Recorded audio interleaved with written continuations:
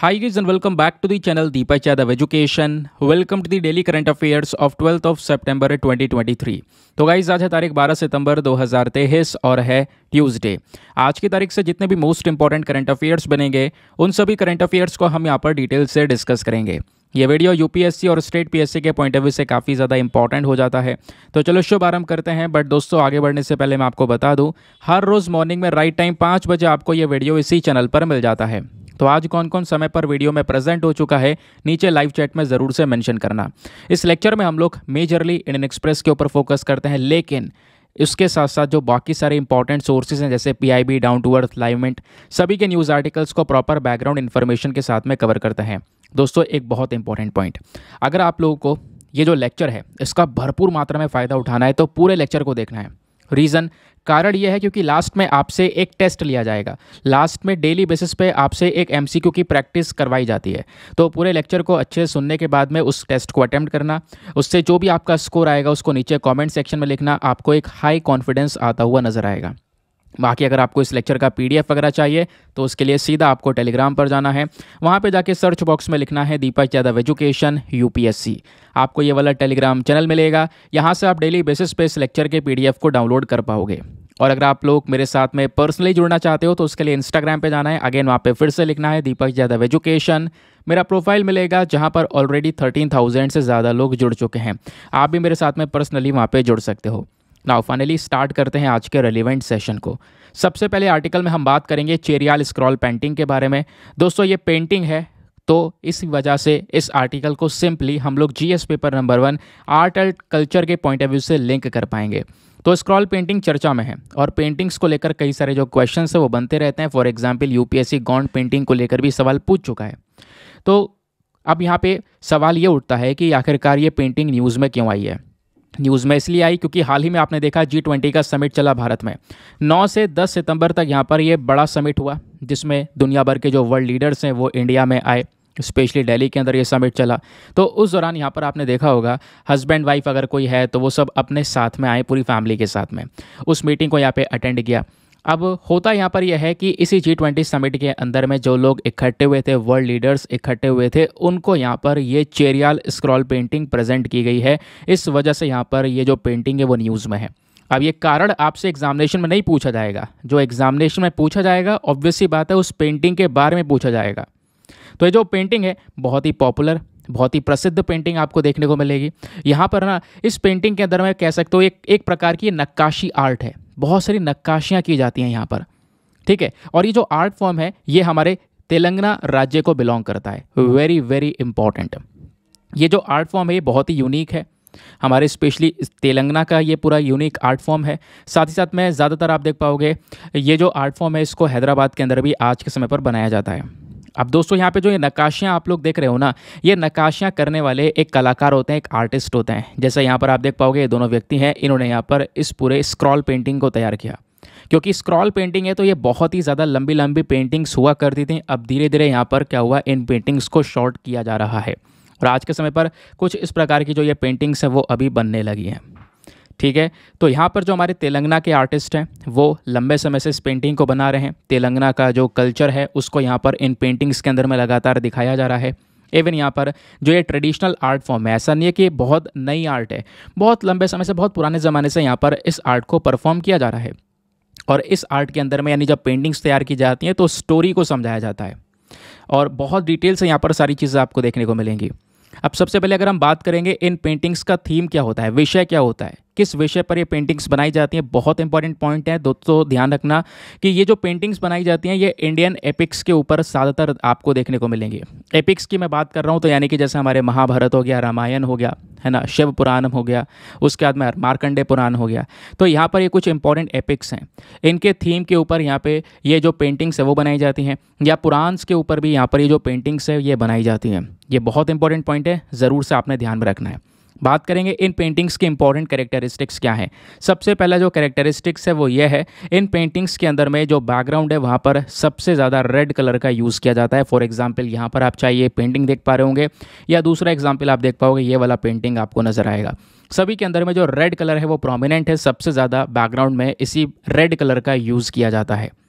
और ज़्यादातर पेंटिंग्स में जो सीन दिखाए जाते हैं वो कॉमन रूरल लाइफ के दिखाए जाते हैं। जैसे हमारे गाँव के अंदर में जैसे कोई महिला, ठीक है, किचन का काम कर रही है, या एक इंसान खेतों के अंदर काम कर रहा है, फेस्टिवल का सेलिब्रेशन चल रहा है। तो इस प्रकार की चीज़ें इन पेंटिंग्स के अंदर में ज़्यादातर दिखाई जाती हैं जो हमारी डेली लाइफ से चीज़ें रिलेटेड होती हैं। अगर मैं आपको पुराने ज़माने में बताऊं तो ज़्यादातर जो ये पेंटिंग्स हैं इनको इस प्रकार से वर्टिकल फॉर्मेट में बनाया जाता था, यानी लंबी लंबी जैसे पोस्टर्स होते हैं ना, उस प्रकार से यहाँ पर इन पेंटिंग्स को बनाया जा रहा था। फॉर एग्जाम्पल जैसे अभी मैंने आपको दिखाया, ये क्योंकि नाम ही स्क्रॉल पेंटिंग है तो एक स्क्रॉल की तरह एक बड़ा सा यहाँ पर ये पेंटिंग दिखाई पड़ता है। लेकिन समय के साथ में धीरे धीरे क्या हुआ, इन स्टोरीज़ को अब यहाँ पर हॉरिजॉन्टल पैनल्स बनाने लगे। पहले तो यहाँ पर वर्टिकल बना रहे थे इस तरीके से, अब यहाँ पर धीरे धीरे अब इस तरीके से यहाँ पर जो ये पेंटिंग्स है वो बननी स्टार्ट हो चुकी हैं हॉरिजॉन्टल वे में, यानी कि इस तरीके से जो हमने फ्रंट पे लगा रखा है। समझ गए? तो ये था यहाँ पे पूरा का पूरा हमारा इस पेंटिंग के बारे में, ज़रूर से ध्यान रखना। अब एक और इम्पॉर्टेंट पॉइंट दोस्तों, ये जो पेंटिंग है ये आपको एग्ज़ाम पर्सपेक्टिव से इसलिए भी ध्यान में रखनी है क्योंकि इस पेंटिंग को ऑलरेडी जीआई टैग मिल चुका है, वो भी साल 2007 में। चलो आगे आते हैं नेक्स्ट आर्टिकल पर। अगले आर्टिकल में हम बात करेंगे स्काइज़ोस्टैशियम, ओके, स्काइज़ोस्टैशियम एंडेमेनिकम। बड़ा टिपिकल सा नाम है, कोई बात नहीं, खैर प्रोनाउंसिएशन करना है। यहाँ पर आप देख पा रहे होंगे ये है किस चीज़ का नाम, ये बैम्बू का नाम है, बांस का। ये जो बांस आप देख पा रहे हो ना, इसी का यहाँ पर एक साइंटिफिक नेम है। ये आर्टिकल हमारा GS paper number 3 environment and ecology के पॉइंट ऑफ व्यू से इंपॉर्टेंट है। रीज़न, कारण यहाँ पर यह है कि हाल ही में जो हमारी भारत सरकार का जो पेटेंट ऑफिस है, उन्होंने अभी यहाँ पे बॉटेनिकल सर्वे ऑफ इंडिया को इस बैम्बू से बनाए हुए जो पाइप होते हैं उन पाइप के ऊपर में ये पेटेंट दे दिया है। यानी इस तरीके का अब यहाँ पर ये जो कॉन्सेप्ट है वो कोई दूसरा व्यक्ति कॉपी नहीं कर सकता। दोस्तों, जूस वगैरह पीने के लिए आप स्ट्रॉ का यूज़ करते हो ना, है ना, फिर वो स्ट्रॉ जो है प्लास्टिक की, आपने एक बार यूज़ किया और उसके बाद में उस स्ट्रॉ को फेंक दिया। लेकिन आपको पता है वो जो प्लास्टिक है वो एनवायरनमेंट में कब तक रुकेगी? वो एक स्ट्रॉ 300-400 साल तक एनवायरनमेंट में पड़ा रहेगा, सड़ता रहेगा, लेकिन वो ख़त्म नहीं होगा, वो हार्मफुल गैसेस को रिलीज़ करेगा हमारे एनवायरनमेंट के अंदर में। तो इसका एक बहुत बड़ा सोल्यूशन है कि हम लोग रीयूजेबल स्ट्रॉ को यूज़ कर सकते हैं। एक ऐसा पाइप, एक ऐसा स्ट्रॉ जिसको हम वापस बार बार यूज़ कर सकें। एक बार यूज़ किया, धोया, दोबारा यूज़ कर लो। कहोगे ऐसा कुछ है क्या? बिल्कुल, वो जो स्ट्रॉ है वो यहाँ पर आप बराबर में देख पा रहे होंगे, बैम्बू की लकड़ी से बनाया गया है। ये जो बैम्बू है इसकी खास बात ही ये है क्योंकि अंदर से इसी प्रकार से ये हॉलो होता है, इसकी जो पतली पतली डंडियाँ होती हैं वो अंदर से खोखली होती हैं। तो उसी का सीधा यहाँ पर ये पाइप बना दिया गया, स्ट्रॉ बना दिया गया। आप इसका यूज़ कर सकते हो और इसका यूज़ करने के बाद में सीधा इसको धोया और वापस से रीयूज़ कर लिया। तो ये जो कॉन्सेप्ट है पेटेंट का, अब इससे क्या होगा कि प्लास्टिक के जो स्ट्रॉ है उससे हम बच गए। अब सीधा हम यहाँ पर बैम्बू के स्ट्रॉ का यूज़ कर रहे हैं। तो इसी बैम्बू का जो स्ट्रॉ का ये पूरा कॉन्सेप्ट है, ये बॉटेनिकल सर्वे ऑफ इंडिया ने तैयार किया और इसी कॉन्सेप्ट को पेटेंट मिल चुका है। अब दूसरा व्यक्ति ऐसा कोई इनोवेशन कॉपी नहीं कर सकता। सिंपल सी बात है, क्लियर हो गया। अब आते हैं यहाँ पर इस बैम्बू के बारे में थोड़ा सा और डिटेलिंग इन्फॉर्मेशन जानने के लिए। ये जो स्काइज़ोस्टैशियम एंडेमेनिकम है ये केवल और केवल अंडमान वाले जो आइलैंड्स हैं वहाँ के कुछ जंगलों में पाया जाता है। इसकी बनावटी कुछ ऐसी है, काफ़ी सारे इसकी जो छोटी छोटी जो टहनियाँ होती हैं ना, वो टहनियाँ काफ़ी शानदार हैं। ये जो बैम्बू हैं, बैम्बू में छोटी छोटी टहनियाँ होती हैं, वो टहनियाँ बहुत पतली होती हैं और खोखली होती है अंदर से, जिसका सिंपल तरीके से हम एक पाइप के तौर पर यूज़ कर सकते हैं।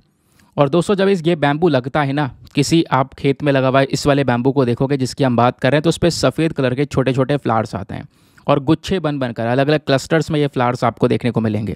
इसका जो सीड होता है, बीज होता है, वो छोटा और ब्लैक कलर का यहाँ पर देखने को मिलेगा। नाउ अभी फ़िलहाल हम बात करेंगे दूसरे पॉइंट की, वो है बॉटेनिकल सर्वे ऑफ इंडिया, क्योंकि बॉटेनिकल सर्वे ऑफ इंडिया ने ही यहाँ पर इस स्ट्रॉ के कॉन्सेप्ट को बनाया है।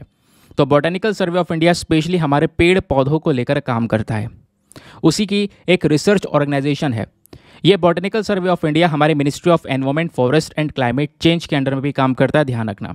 इस बॉडी को बनाया गया था 1890 में, जो सर जॉर्ज किंग थे उनके डायरेक्शन के अंदर में, ठीक है, उनका जो दिखाया हुआ रास्ता था उसके तहत यहाँ पर इस बॉटेनिकल सर्वे ऑफ इंडिया को तैयार किया गया।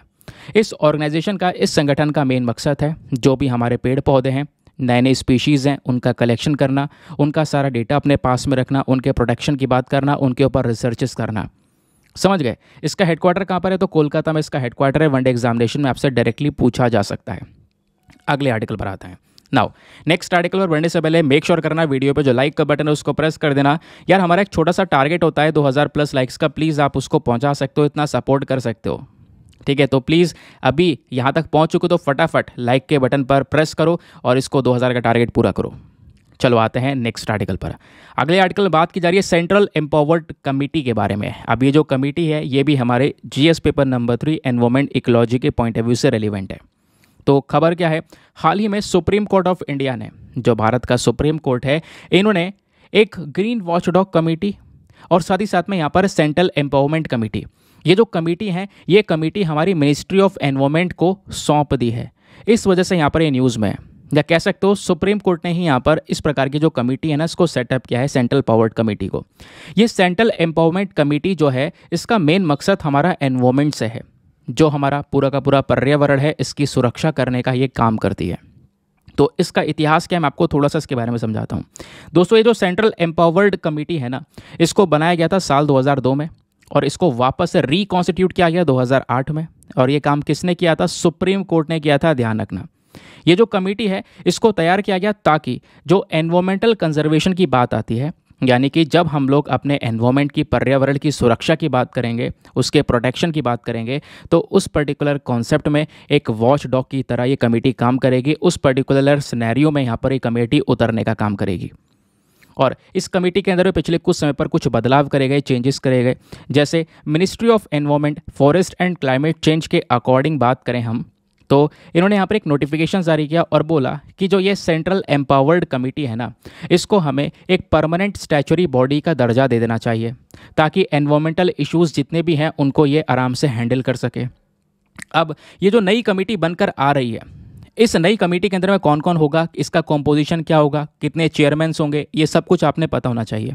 सबसे पहली चीज़ चेयरमैन, वैसे तो कमेटीज़ में आपको एक ही देखने को मिलेगा, तो इस कमेटी के अंदर में एक चेयरमैन होंगे, लेकिन वो चेयरमैन कोई मामूली चेयरमैन नहीं होंगे।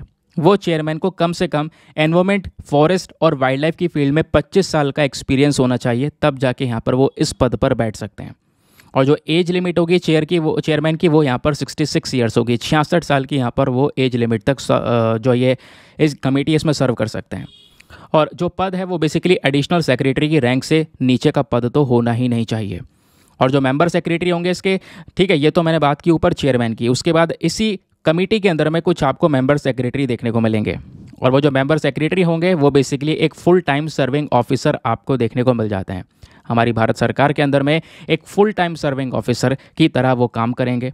अगेन वो भी यहाँ पर डेप्यूटी इंस्पेक्टर जनरल की पद से नीचे के पद पे नहीं होने चाहिए, समझ गए। अब उसके बाद दोस्तों यहाँ पर ये जो पर्सन है, इन पर्सन की रिक्वायरमेंट होती है, और इन पर्सन को कहीं ना कहीं अगर हमें अपॉइंट करना है, इस कमेटी में रखना है, तो इनके पास में एनवायरमेंट, फॉरेस्ट और वाइल्ड लाइफ, इन सब चीज़ों को लेकर एक स्पेशल नॉलेज होनी ज़रूरी है और कम से कम 12 साल का एक्सपीरियंस होना ज़रूरी है। तो उस एक्सपीरियंस के आधार पर इनको आगे बैठाया जाएगा। और जो 3 एक्सपर्ट मेंबर्स हैं वो भी इसमें देखने को मिलेंगे। 3 एक्सपर्ट मेंबर्स तीनों अलग अलग फील्ड से आएंगे, एक एनवायरमेंट की फील्ड से, एक जंगल की फील्ड से, एक वाइल्ड लाइफ की फील्ड से, और तीनों के पास में कम से कम 20-20 साल का एक्सपीरियंस होना चाहिए।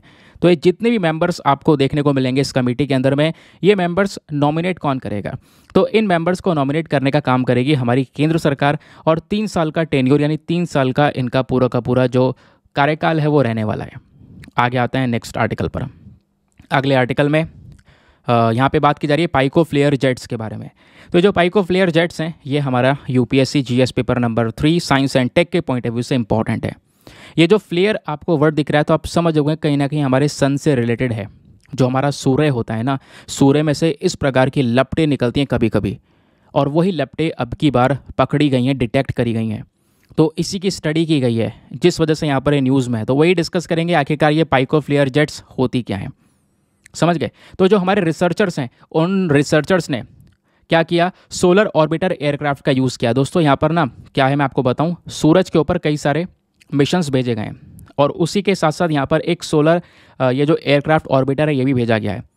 ये जो एयरक्राफ्ट ऑर्बिटर है इसका मेन काम है जो हमारा सूर्य है उसकी स्टडी करना, उसका अध्ययन करना।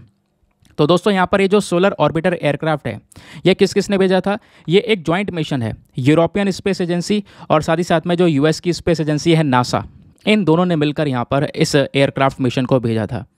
और इसी मिशन ने हाल ही में क्या किया है, जो हमारा सन का आउटर एटमॉस्फेयर है, यानी कोरोना की बात करें, सन का जो बाहरी एटमॉस्फेयर होता है उससे कई सारी लपटें निकल रही हैं, जिसको हम बोल सकते हैं पाइको फ्लेयर जेट्स निकल रही हैं। और ये पाइको फ्लेयर जेट्स यहाँ पर अभी डिटेक्ट करी गई हैं, पकड़ी गई हैं। ये जो छोटी छोटी पाइको फ्लेयर जेट्स ऑब्जर्व करी गई है ना, ये कहाँ से निकल रही हैं, हमारा सन का जो कोरोनल होल है एग्जैक्टली वहाँ से। अभी मैं आपको फोटो दिखाऊंगा, सब कुछ क्लियर हो जाएगा। दूसरी चीज़ दोस्तों यहाँ पे बात की जा रही है, ये जो जेट्स निकली हैं ये ऐसी लपटें सन के अंदर में से जो निकली थी, ये कुछ दर्जनों सेकंड तक रुकी और सेकंड तक रुकने के बाद में वापस यहाँ पर थम गई। साइंटिस्ट ने यहाँ पे कैलकुलेट किया कि इन लपटों में बहुत ज़्यादा एनर्जी हो सकती है, बहुत ज़्यादा एनर्जी। ये जो जेट्स होती है ना, पाइको फ्लेयर जेट्स, जो सूर्य से निकलती हैं, इनका नाम ही इस प्रकार से रखा गया है क्योंकि इन जेट्स के अंदर में, इस लपटों के अंदर में अप्रॉक्सीमेटली लगभग 1 ट्रिलियंथ एनर्जी देखने को मिल जाती है। एक बड़ी लपटें, एक मान लो समझ लो एक बहुत बड़ी लहर है, ठीक है, सूर्य से निकल रही है, एक बहुत बड़ा यहाँ पर जो वेव है, तरंग है, वो निकल रही है इस आग की, उसका लगभग 1 ट्रिलियंथ एनर्जी जो है इस छोटे से जेट फ्लेयर में भी देखने को मिलती है। तो यहाँ पर क्योंकि आपको पता है सन के अंदर में कितनी ज़्यादा एनर्जी है, कितना ज़्यादा एनर्जी का प्रोडक्शन लगातार यहाँ पर इसमें होता रहता है, तो ये जो लपट निकलती है इसके अंदर भी कई सारी जो एनर्जी है वो यहाँ पर देखने को मिलती है। फिर हम बात करेंगे इसके इम्पोर्टेंस की। तो ये जो डिस्कवरी है, यानी इस फ्लेयर को जो खोजा गया है, इसका सबसे बड़ा इंपॉर्टेंस यहाँ पर यह है कि हम इसका पता लगा सकेंगे। क्योंकि आपको दोस्तों एक बात और पता होनी चाहिए, आपने देखा होगा इंडिया में कह रहा हूँ, वर्ल्ड में, दुनिया भर में, जो स्पेशली हमारे नदन वाले रीजन्स हैं, ठीक है, यहाँ पे अगर मैं पृथ्वी को ड्रा करूँ तो ऊपर हमारा नॉर्थ हो गया और नीचे हमारा साउथ हो गया। तो ऊपर नॉर्थ में और नीचे साउथ में बीच बीच में ना इस प्रकार के जो बादल हैं वो हरे कलर के दिखाई पड़ रहे हैं। यहाँ पे आप देख पाओगे नीचे घर बने हुए हैं, हरे कलर के बादल हैं। इसको हम लोग नदन स्काई के नाम से जानते हैं। लोग घूमने जाते हैं इस प्रकार के जो बादल हैं इसको देखने के लिए। तो ये स्पेशली कहाँ पे, हमारी पृथ्वी के नॉर्थ और सदर्न रीजन पर देखने को मिलते हैं। उसके पीछे का रीज़न क्या है, वो ये सोलर फ्लेयर्स ही हैं दोस्तों। जो सूर्य से निकलने वाली फ्लेयर्स हैं, जो सूर्य से निकलने वाली जो लपटें हैं, सोलर जो विंड है, ठीक है, फ्लेयर नहीं, फ्लेयर तो यहाँ पर ये थोड़ी मोटी लपट हो गई, लेकिन सोलर विंड्स जो हैं, ठीक है, जो सूर्य से निकलने वाली जो ये हवा है ना, सोलर विंड जो है, ये इस तरीके से आगे आती है, लेकिन हमारे पृथ्वी को नहीं टकराती। पृथ्वी को टकरा जाए तो पृथ्वी के ऊपर इतनी ज़्यादा गर्मी पड़े, बर्दाश्त ना हो, ठीक है। पृथ्वी को प्रोटेक्शन कैसे मिलती है, तो पृथ्वी को आसपास यहाँ पे आपको पता होगा मैग्नेटिक फील्ड है, जो ये बैंगनी कलर, ये वॉयलेट कलर का आपको दिख रहा है ना, ये हमारी मैग्नेटिक फील्ड है। तो पृथ्वी के आसपास मैग्नेटिक फील्ड है, लेकिन मैग्नेटिक फील्ड कुछ इस प्रकार से है, नॉर्थ और साउथ में ये मैग्नेटिक फील्ड छूट जाती है। तो इस वजह से यहाँ पर जो ये सोलर विंड है ना, इस प्रकार से आगे बढ़ती है और जाके हमारे एटमॉस्फेयर में एंटर कर जाती है, स्पेशली नदर्न रीजन में और सदर्न रीजन में, क्योंकि यहाँ पर मैग्नेटिक फील्ड्स नहीं है या बहुत लो हैं। तो इस चक्कर में यहाँ पर ये जैसी आया हमारे एटमॉस्फेयर में एंटर करती हैं ये सोलर विंड। एटमॉस्फेयर में एंटर करते ही क्या होता है, हमारा एटमॉस्फेयर ऊपर बादलों का जो रंग है वो चेंज हो जाता है, हरा कलर का हो जाता है। समझ गए? तो ये सोलर विंड्स का काफ़ी बड़ा रोल है। लेकिन क्या केवल इसी में सोलर विंड्स का यूज़ होता है? नहीं दोस्तों, ये जो सोलर विंड है कभी कभी बहुत नुकसानदायक हो सकती हैं। हमारा कह सकते हो कि जो इलेक्ट्रॉनिक्स हैं, हमारे जो सैटेलाइट्स हम लोगों ने स्पेस अंतरिक्ष में छोड़ रखी हैं, वो कई बार डैमेज हो जाती हैं। तो सबसे बड़ा इंपॉर्टेंस यहाँ पर यही पता चलेगा कि जो फ्लेयर है इसका कोई ऐसा नेगेटिव इम्पैक्ट तो नहीं है, कहीं ये हमारे सैटेलाइट्स वगैरह को तबाह तो नहीं कर सकती। तो इसका पता लगाना भी काफ़ी बड़ा एक इंपॉर्टेंस आपको देखने को मिलेगा। ये सारी जानकारी हमें किसने दी है, तो सोलर ऑर्बिटर एयरक्राफ्ट ने दी है। इस एयरक्राफ्ट के बारे में ज़रूर से ध्यान रखना। इस एयरक्राफ्ट को साल 2020 में लॉन्च किया गया था और ये लगातार यहाँ पर हमारे जो सूर्य है उसकी जो इमेजेस हैं वो लगातार लेता हुआ नज़र आ रहा है, ठीक है।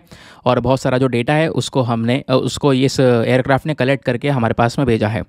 इस एयरक्राफ्ट के अंदर में 6 अलग रिमोट सेंसिंग इंस्ट्रूमेंट्स हैं और 4 और सेट्स भी आपको देखने को मिलेंगे। बात करते हैं इसके ऑब्जेक्टिव की, तो इसका जो मेन ऑब्जेक्टिव है वो है हमारे जो सन का अपर लेयर एटमॉस्फेयर होता है, यानी कोरोना, उसका अध्ययन करना, उसकी स्टडी करना। कोरोना क्या होता है, तो ये वाला फोटो मैंने कई बार आपको द हिंदू के वीडियो में दिखा रखा है, याद होगा। तो ये दोस्तों पूरे सन का स्ट्रक्चर है। ये जो आपको येलो कलर की बाहर लाइट दिखाई दे रही है ना, यही हमारा कोरोना कहलाता है। ये सन का आउटर एटमॉस्फेयर है जो कि बहुत मिलियंस ऑफ किलोमीटर तक दूर तक फैला होता है हमारे आउटर स्पेस के अंदर में। इसी की स्टडी करने का काम करता है यहाँ पर ये हमारा एयरक्राफ्ट। नेक्स्ट आर्टिकल पर आते हैं। अगले आर्टिकल में नेवल एक्सरसाइज वरुण के बारे में बात की जा रही है। ये आर्टिकल हमारा GS paper number 3 defence and security के पॉइंट ऑफ व्यू से इंपॉर्टेंट है। तो खबर क्या है, हाल ही में जो ये वरुण नेवल एक्सरसाइज है, इसका जो फेज़ 2 है वो शुरुआत हो चुकी है इसकी, तो इस वजह से यहाँ पर ये न्यूज़ में है। ये जो अभ्यास है ये कहाँ पे किया जा रहा है? अरेबियन सी में। उससे इंपॉर्टेंट बात, ये अभ्यास कौन कौन से दो देशों के बीच में हो रहा है? तो इंडिया और फ्रांस के बीच में हो रहा है। डायरेक्टली आपसे यही सवाल पूछा जाएगा कि जो ये नेवल एक्सरसाइज वरुण है ये कौन कौन से दो देशों के बीच में होती है? तो ध्यान रखना, भारत और फ्रांस के बीच में होती है। और अभी कहाँ पे हो रही है ये? तो ये अभी पूरा का पूरा अभ्यास हो रहा है अरेबियन सी में। आपको पता है ये रहा यहाँ पर अरेबियन सी, बराबर में इसका जो दूसरा वाला समुद्र उसको हम बे ऑफ बंगाल बोलते हैं, नीचे हमारा इंडियन ओशन है। फिलहाल यहाँ पर अरेबियन सी में यह अभ्यास अभी हमारा चल रहा है। दोस्तों ये जो नेवल एक्सरसाइज है, नाम से पता चल रहा है इंडिया और फ्रांस के जो नेवी है इनके बीच में इस अभ्यास को किया जाता है। इस अभ्यास की शुरुआत 1993 में हुई थी। इस एक्सरसाइज के अंदर में अगर आप देखोगे तो काफ़ी सारी मिसाइल फ्रिगेट, टैंकर, उसके बाद समुद्र के अंदर दस्तक मारने वाले हमारे एयरक्राफ्ट्स, हेलीकॉप्टर्स, इन सब चीज़ों का यहाँ पर यूज़ किया जा रहा है इस पूरे के पूरे अभ्यास को कंडक्ट करने के लिए। इस अभ्यास से सीधा सीधा क्या होगा? इंडिया और फ्रांस के जो संबंध हैं, स्पेशली डिफेंस के मामले में जो कॉपरेशंस हैं वो और ज़्यादा मजबूत होते हुए नजर आएंगे। आपस में हमारी जो नेवी है और फ्रांस की जो नेवी है वो एक दूसरे के साथ में इंपॉर्टेंट चीज़ों को शेयर कर सकती हैं। इससे क्या होगा? आपस में पीस, सिक्योरिटी और स्टेबिलिटी भी मेंटेन हम लोग कर सकेंगे, स्पेशली अरेबियन सी के अंदर में। नाउ आगे आते हैं नेक्स्ट आर्टिकल की तरफ। अगले आर्टिकल में Bharat the mother of democracy portal के बारे में डिस्कशन किया जा रहा है। तो अभी G20 समिट के दौरान ये जो वेबसाइट है इसकी चर्चा काफ़ी ज़्यादा हुई है। इस आर्टिकल को again GS paper number 1 art and culture के पॉइंट ऑफ व्यू से हम लिंक कर सकते हैं। तो G20 का जो मेन समिट हुआ था ना दोस्तों, वो यहीं पर हुआ था। ये आपको पूरा का पूरा जो वेन्यू है वो देखने को मिल जाएगा। सामने यहाँ पर आपको नटराज का स्टैचू देखने को मिलेगा। नटराज स्टैचू के बारे में जब ये बन रहा था तभी मैंने आपको पढ़ा दिया था। ठीक है, अभी तक यहाँ पर दुनिया में इतना बड़ा नटराज का स्टैचू कोई नहीं है। ये सबसे बड़े साइज़ का नटराज स्टैचू आपको नज़र आएगा। तो खबर क्या है? खबर यह है G20 लीडरशिप समिट चली रही थी, उस दौरान मिनिस्ट्री ऑफ कल्चर ने एक वेबसाइट लॉन्च की है जिसका नाम है Bharat the mother of democracy. तो Bharat the mother of democracy जो ये पोर्टल है, जो ये वेबसाइट है, इस वेबसाइट पर क्या क्या चीज़ें होंगी ये आपके लिए जानना ज़रूरी है। इस पोर्टल के अंदर में दोस्तों कंटेंट दिखाया जाएगा कि भारत के अंदर में जो लोकतंत्र है, जो ये डेमोक्रेसी है, इसका इतिहास क्या रहा है। जो हमारे लास्ट 7000 ईयर हैं, पिछले 7000 साल आपको देखने को मिलेंगे। उन पिछले 7000 सालों में कई सारे एम्पायर्स बने, वहाँ पर भी जो डेमोक्रेसी है वो बनी हुई है। ठीक है, फिर उसके बाद में यहाँ पर बोला जा रहा है कि दोस्तों इस प्रकार के जो डेमोक्रेटिक रूल्स एंड रेगुलेशंस है ये 7000 साल पहले से चल रहे हैं, चाहे आप सिंधु सरस्वती सिविलाइजेशन से स्टार्ट कर सकते हो। तो सिंधु सरस्वती सिविलाइजेशन से लेकर अभी 2019 तक अगर आप लोगे तो क्या क्या हमारा कंटेंट रहा है, क्या इतिहास रहा है इंडिया में डेमोक्रेसी को लेकर, ये सारा डेटा इस वेबसाइट पर पब्लिश होगा। ये जो वेबसाइट है इस पर जो भी कंटेंट आएगा उसको आप 16 भाषाओं में पढ़ सकते हो। 16 भाषाओं में यहाँ पर वो कंटेंट अवेलेबल होगा। German, French, Spanish, Arabic, Portuguese, Italian, Turkish, Russian, ये सारी लैंग्वेजेस होंगी। हिंदी इंग्लिश के अलावा ऑब्वियसली बात है, हिंदी इंग्लिश तो हो गई, समझ गए। अब बात यहाँ पर यह है, ये जो पोर्टल है, इस पोर्टल को, इस पूरे वेबसाइट को 5 अलग अलग सेक्शंस के अंदर में डिवाइड कर दिया जाएगा, 5 पोर्शंस में डिवाइड कर दिया जाएगा। 5 पोर्शन होंगे और इन 5 में से थोड़े थोड़े और पोर्शंस बढ़ जाएंगे, यानी कि 22 सब सेक्शंस होंगे। लेकिन शुरुआत कैसे होगी? सबसे बड़ा पोर्शन होगा सिंधु सरस्वती सिविलाइजेशन। 6000 से लेकर 2000 BC के समय के टाइम पीरियड पर जो ये डेमोक्रेटिक रूल्स एंड रेगुलेशंस थे वो किस प्रकार से थे उसको दिखाया जाएगा। उसके बाद यहाँ पर आप देख पाओगे महाजनपद और गणतंत्र। ये जो टाइम पीरियड है 7 से 8 BC के समय का, तो इस समय पर डेमोक्रेटिक एथोस क्या थे वो डिस्कस किए जाएंगे। फिर विजयनगर एम्पायर हो गया, फिर मुगल एम्परर अकबर के शासन का समय हो गया। फिर यहाँ पर आप देख पाओगे उसके बाद भारत का जो संविधान बना 1947 में, और अभी उसके बाद जो इलेक्शंस हुए, मॉडर्न इंडिया में इलेक्शंस हुए 1952 से अभी तक जो इलेक्शंस हो रहे हैं, ये सारी चीज़ें यहाँ पर डिस्क्राइब की जाएंगी, डिटेल से बताई जाएंगी हमारे इस Bharat the mother of democracy portal के अंदर में। तो ये जो पोर्टल है इसी वजह से रिसेंटली न्यूज़ में बना हुआ है। नाउ आते हैं नेक्स्ट आर्टिकल पर। दोस्तों अगले आर्टिकल में भारत ड्रोन शक्ति 2023 के बारे में डिस्कशन किया जा रहा है। ये article again GS paper number 3 defence and security के पॉइंट ऑफ व्यू से इंपॉर्टेंट है। तो यहाँ पे क्या हो रहा है मैं आपको थोड़ा सा इसके बारे में डिटेल से बताता हूँ। इंडियन एयरफोर्स, जो हमारी एयरफोर्स, जो हमारी वायुसेना है, वो अभी यहाँ पर तैयार हो चुकी है इस ड्रोन फेडरेशन ऑफ इंडिया को लेकर। यानी एक भारत ड्रोन शक्ति 2023 का जो ये इवेंट है, ये इवेंट कहाँ पर हो रहा है? गाज़ियाबाद के अंदर में ये इवेंट होगा, स्पेशली हिंदन के अंदर में। और यहाँ पर जो हमारे पास में ड्रोन्स हैं, हमारे पास में ऑलरेडी जो ड्रोन्स प्रेजेंट हैं, ठीक है, उसका डिमॉन्स्ट्रेशन किया जाएगा, उड़ाकर दिखाया जाएगा। ठीक है, और जो डिमॉन्स्ट्रेशंस होंगे इन ड्रोन्स के अंदर में, अब ड्रोन एक प्रकार का थोड़ी है, ड्रोन अलग अलग फील्ड्स के लिए अलग अलग हिसाब से बनाए गए। भाई मान लो डिफेंस पर्सपेक्टिव से लड़ाकू के लिए ठीक है। लड़ाई करने के लिए या वॉर के लिए ड्रोन्स अलग हैं जिसमें हथियार लगे होंगे। अब एग्रीकल्चर सेक्टर के लिए ड्रोन अलग है, ठीक है। खेती बाड़ी के लिए ऐसा थोड़ी ना एक ही ड्रोन सभी काम करेगा, समझ गए। तो यहाँ पर अलग अलग प्रकार के जो हमारे पास में ड्रोन्स हैं, चाहे वो एग्रीकल्चर ड्रोन्स हो, फायर फाइटिंग ड्रोन्स हो, टैक्टिकल ड्रोन्स हो, हैवी ड्यूटी लॉजिस्टिक ड्रोन्स हो जो इधर से उधर सामान ले जाने का काम करते हैं, ये सारे के सारे ड्रोन्स का डेमोन्स्ट्रेशन इस भारत ड्रोन शक्ति 2023 के अंदर में किया जाने वाला है। ये जो इवेंट है, इस इवेंट में यहाँ पर कई सारे 75 से ज़्यादा जो स्टार्टअप्स हैं ड्रोन्स को लेकर जो वर्क कर रहे हैं, इसकी मैन्युफैक्चरिंग कर रहे हैं, उनका पार्टिसिपेशन होने वाला है। ये जो इवेंट है, इस इवेंट के अंदर में सबसे पहली चीज़ भारत के जो ड्रोन्स हैं इनके पास में क्या क्षमता है उसको दिखाया जाएगा। प्लस हमारे को एक प्लेटफॉर्म मिलेगा, ठीक है, जहाँ पे हम लोग स्पेशली ड्रोन्स को लेकर डिस्कशंस कर सकते हैं, समझ गए। एक प्लेटफॉर्म प्रोवाइड करवाया जाएगा नेटवर्किंग के लिए, नॉलेज एक्सचेंज के लिए, कोलैबोरेशन के लिए। जो अलग अलग इंडस्ट्री के लीडर्स हैं, स्पेशली ड्रोन इंडस्ट्री के लीडर्स हैं, उनके बीच में कैसे नए इनोवेशंस कर सकते हैं, तो उस पर्सपेक्टिव से यहाँ पर ये पूरा का पूरा जो इवेंट है वो रखा जा रहा है, जिसका नाम है भारत ड्रोन शक्ति 2023। नेक्स्ट आर्टिकल पर आते हैं। अगले आर्टिकल में दोस्तों इगाई सेमकू के बारे में बात की जा रही है। ये article GS paper number 3 environment and ecology के पॉइंट ऑफ व्यू से इंपॉर्टेंट है। ये जो डायनासोर आपको दिख रहा है इसी की बात हम लोग करने वाले हैं। तो खबर यहाँ पर यह है कि एक नया जीनस, एक नई स्पीशी, किसकी, टाइटेनोसॉरियन की, टाइटेनोसॉरियन डायनासोर, जिसका फोटो आप लोगों ने अभी थंबनेल पर देखा। जिस डायनासोर की गर्दन बहुत ही ज़्यादा लंबी होती है, बहुत ही ज़्यादा मोटी होती है, वो वाला स्पीशी है टाइटेनोसॉरियन। तो ये जो टाइटेनोसॉरियन डायनासोर है ना, इसकी जो स्पीशी है, ये जो नया जीनस, ये जो नई स्पीशी है इस डायनासोर की दोस्तों, इसका जो नाम है, इसका नाम है इगाई सेमकू, ठीक है। ये जो नाम आपको देखने को मिलेगा, ये रिसेंटली यहाँ पर इस प्रकार का जो डायनासोर है इसको डिस्क्राइब किया गया है हमारे यूएसए के रिसर्चर्स के थ्रू।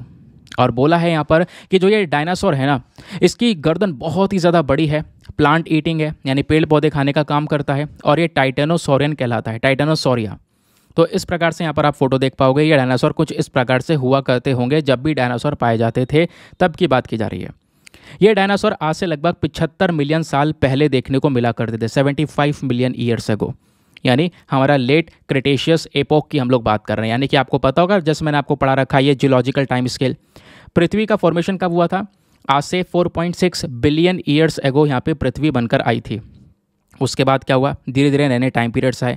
जब आप दोस्तों मेसोजोइक एरा देखोगे तो मेसोजोइक एरा के अंदर में 3 बड़े बड़े टाइम पीरियड्स हैं, ट्राइसिक, जुरासिक, क्रिटेशियस। ये टाइम पीरियड्स वो हैं जहाँ पर डायनासोर आए और डायनासोर यहाँ पे खत्म हो गए, ठीक है। यहीं पर आप क्रिटेशियस पीरियड आप देख पा रहे हो। तो मेसोजोइक में जो तीसरा पीरियड है क्रिटेशियस पीरियड, उसकी हम बात कर रहे हैं, यानी आज से 145 मिलियन साल से लेकर 66 मिलियन ईयर्स एगो की बात की जा रही है।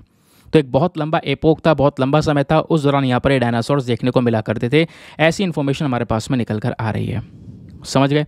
आगे आते हैं, ठीक है। तो ये क्लियर हो गया। अब दोस्तों यहाँ पर जो डायनासोर है ना, इनकी जो प्रजाति आप देखोगे तो इसमें कुछ बड़े साइज़ के भी हुआ करते थे और कुछ छोटे साइज़ के, कुछ छोटे साइज़ यानी हाथी बराबर, और कुछ बहुत ही बड़े साइज़ की, मतलब आप कह ही सकते हो कि साइज़ बहुत ही ज़्यादा बड़ा देखने को मिला करता था कुछ कुछ का, समझ गए। बाकी जो ये मेसोजोइक एरा है, ये कहीं ना कहीं एज ऑफ डायनासोर्स के नाम से जाना जाता था, क्योंकि ये जो जुरासिक, ट्राइसिक और क्रिटेशियस पीरियड हैं, ये तीनों ही पीरियड्स के अंदर में डायनासोर्स पाए जाते थे, समझ गए। अब आते हैं हम लोग आज के अपने प्रीलिम्स रैपिड फायर के क्वेश्चन सीरीज़ के ऊपर में। यानी आपने पूरे लेक्चर को अगर अच्छे से सुना है तो क्वेश्चंस को आप आराम से अटेम्प्ट कर पाओगे। चलो स्टार्ट करते हैं, देखते हैं आपने कितने बढ़िया से सुना है। पूरे टेस्ट को अटेम्प्ट करना, जो भी आपका स्कोर आएगा उसको नीचे कमेंट सेक्शन में लिखे बिना बिल्कुल मत जाना, ठीक है। पहले क्वेश्चन में बात की जा रही है चेरियाल स्क्रॉल पेंटिंग के रेफरेंस में आपके सामने 3 स्टेटमेंट है, बताना है इनमें से कितने स्टेटमेंट सही हैं। पहला, ये जो स्क्रॉल पेंटिंग है ये एक प्रकार का आर्ट फॉर्म है जो कि काफ़ी यूनिक है और स्पेशली हमारे स्टेट ऑफ तेलंगाना को बिलोंग करता है। दूसरा स्टेटमेंट, इंडियन एपिक्स यानी महाभारत, रामायण, ये जो हमारे इंडियन एपिक्स हैं, ये सबसे बड़ा मेन थीम है, सबसे बड़ा मेन विषय आपको देखने को मिलेगा इन पेंटिंग्स का। फिर हमारा स्टेटमेंट नंबर 3, ये जो पेंटिंग्स हैं इनको ऑलरेडी यहाँ पर ज्योग्राफिकल इंडिकेशन का टैग यानी जीआई टैग दिया जा चुका है। तो बताओ तीनों स्टेटमेंट में से कितने स्टेटमेंट सही हैं। ऑप्शन नंबर ए केवल 1, ऑप्शन नंबर बी केवल 2, ऑप्शन नंबर सी तीनों सही हैं, या ऑप्शन नंबर डी तीनों के तीनों गलत हैं। ना दोस्तों अगले क्वेश्चन पर आते हैं। बहुत ही सरल सा क्वेश्चन है, एक्सरसाइज वरुण, ये हाल ही में न्यूज़ में देखने को मिला है। ये कौन से 2 देशों के बीच में होता है। Option number A India Russia, B India France, C India Japan, या डी इनमें से कोई नहीं। हाँ दोस्तों अगले क्वेश्चन पर आते हैं। यहाँ पे आपसे पूछा जा रहा है सोलर ऑर्बिटर एयरक्राफ्ट के बारे में। तो सोलर ऑर्बिटर एयरक्राफ्ट को लेकर 2 स्टेटमेंट दिए गए हैं, बताना है इनमें से कौन सा स्टेटमेंट सही है। पहला स्टेटमेंट, ये जो ऑर्बिटर एयरक्राफ्ट है ये एक जॉइंट मिशन है हमारे यूरोपियन स्पेस एजेंसी और इसरो का।